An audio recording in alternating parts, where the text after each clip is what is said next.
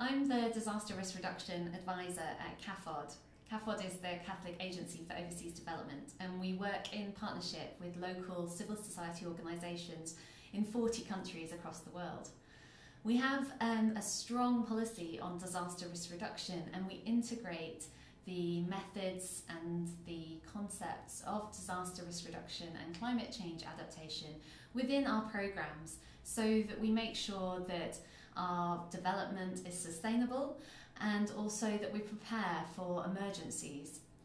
An essential part of our disaster risk reduction framework at CAFOD is the inclusion of robust and credible information within our risk assessments. We take a community-based approach, which means that our partners take a participatory approach to understanding and gathering information on hazards, vulnerabilities and capacities of the communities that we work with.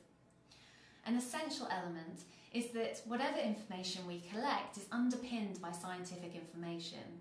So we try and blend the existing traditional knowledge of that community with the existing scientific information for that region.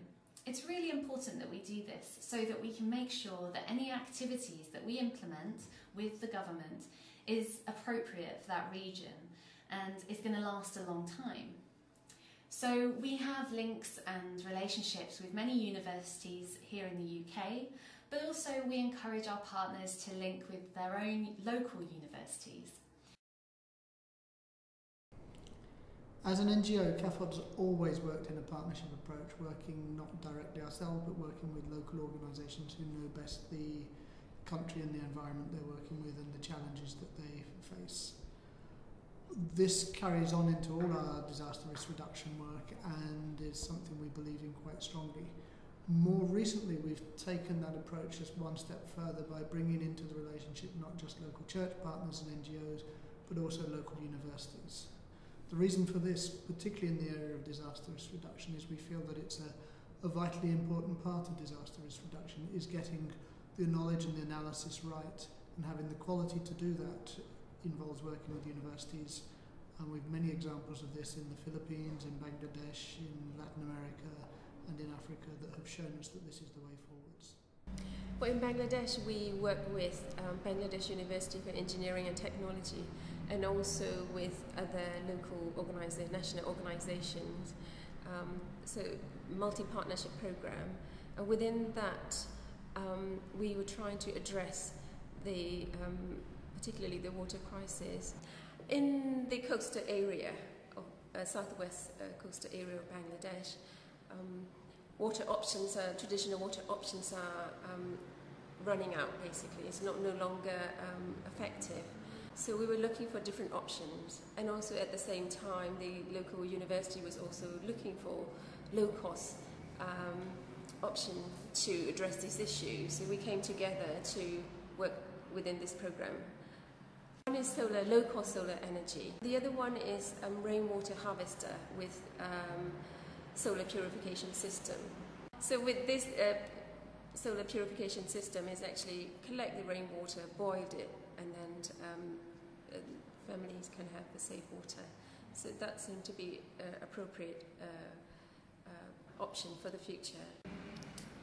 The impact of working together with universities is that the engineers have access to community, which they also say that they are now tailoring to what people need, so that is from their side. As well as working with local institutions in the countries in which we work, we have a very important relationship with an academic institution in the UK, which is University College London. This helps us bring together our learning from around the world and take it forward into a wider platform. It's very vital to us that we're able to do this. Back in 2007, CAFOD and UCL started to discuss ways of working together, and we decided to form a formal partnership to collaborate on issues around disaster risk reduction and environmental change. And this was to be a knowledge exchange and research partnership, and very, very novel and innovative way of working, which is now being advocated both nationally and internationally by governments. So we were ahead of the time. To date, we've got several projects. We have one on multi-hazard assessments in the Philippines, and more recently we have several projects looking at water risk and water risk management.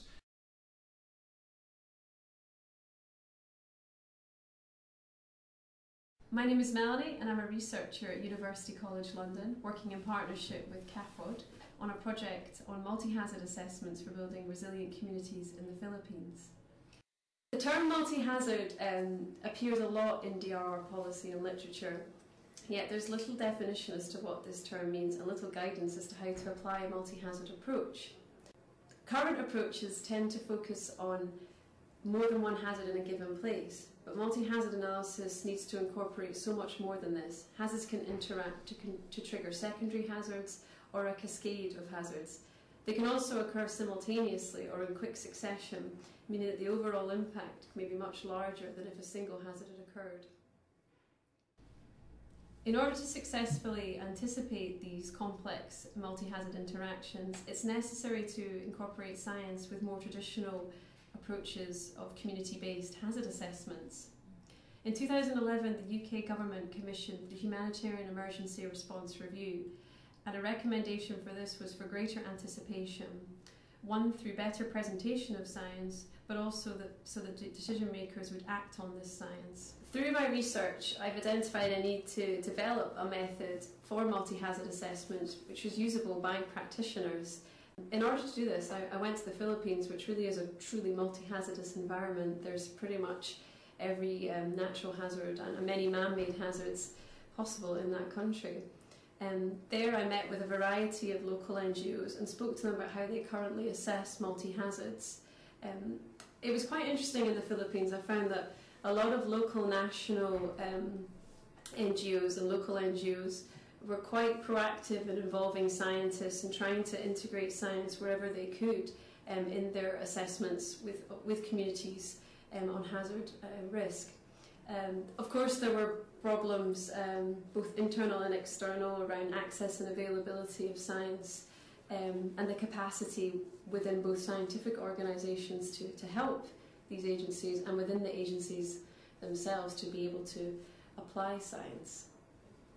The key learning that emerged from the Philippines is that basically key individuals are essential to forming the relationships between scientific organisations and NGOs.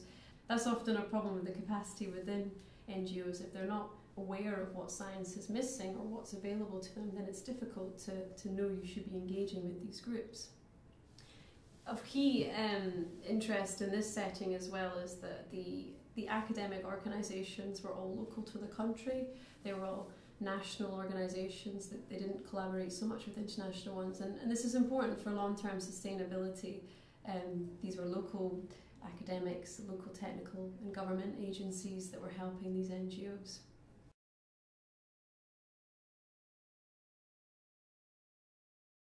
So one thing that was really emphasised was the need to utilise existing science and existing knowledge. These partnerships aren't about brand new research projects that may require lots of funding and time, that actually there's a lot of science available to NGOs that perhaps scientists aren't aware could be of use. Also, there's often a lack of data. It's somewhat, in a country like the Philippines, that the scientific organisations don't have the funds or the manpower to take up, to be able to study the entire country, given how many natural hazards there are. And communities are seen as a good source of information. They can do long-term monitoring, so they provide the information, and scientists can be quite helpful in then trying to explain the phenomenon that these communities are seeing and help them to attribute the true causes of why their environment's changing or why these hazards are occurring. A key take-home message from my research, I would say, is that a lot of good science is already out there that could be usable in the context of community-based DRR. The key is to communicate this and make it understandable to practitioners, make data available on, for example, databases on hazards and losses within a country, to make governments more accountable, for monitoring hazards.